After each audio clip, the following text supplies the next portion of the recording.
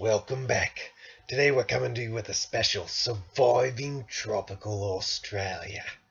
In this video I'm going to teach you how to treat the wildlife, how not to treat the wildlife, and how the wildlife treats you. In general, I'm going to be teaching you how to become what's known as a super tourist. A couple things you're going to hear a lot is that everything's poisonous, everything wants to kill you, steer very clear of the wildlife. What you're going to want to do is completely ignore all that. What you're actually going to want to do is see how close you can get to the wildlife, how much wildlife you can touch, and how much wildlife can touch you. In some situations, you're not going to know exactly what to expect. The key is to remain calm. For instance, say you end up in a cave that's full of bats, and you've been told that bat poop replaces oxygen with nitrogen, and you could pass out on a whim, completely ignore it and go in anyway.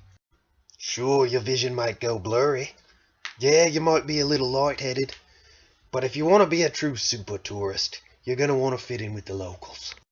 And that means, first of all, understanding the language.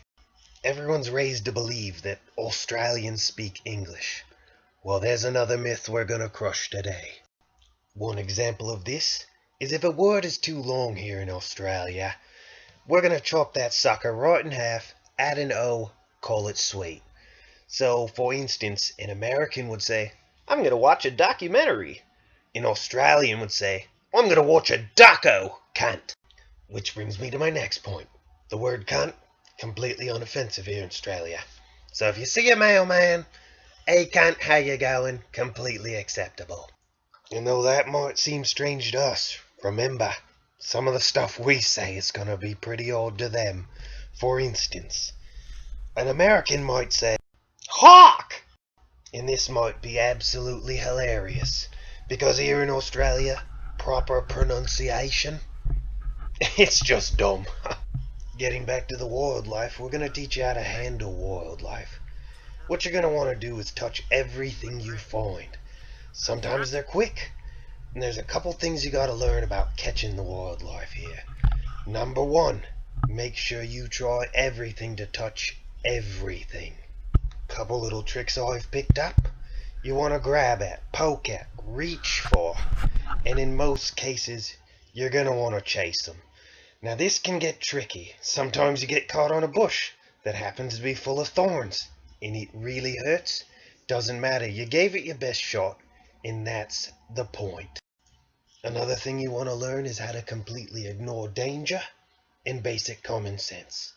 If you see an eel that a finger or even your whole hand would easily fit in his mouth, you definitely want to swim up to it, swash at him, and see how you go. A lot of times it turns out great. Another technique I've picked up is let the animal come to you. Some of them are real curious. Yeah, they'll try and get away from you, but they might come back. Other ones can swim backwards. Whoa. Another little trick you might want to pick up is go to where the animals feed. So you might see a yabby here, an eel there, and you can just lay in wait and watch. Sometimes, though, it gets a little tough. These critters are real curious and they'll get real distracted, might run away. You might get bored, might even grab at them. That's alright. The point is, you gave it a go, and there's always going to be another critter right around the corner. So just remember, maybe you'll see it, maybe it'll see you. All you gotta do, go out there, give it a go. I hope this video's helped.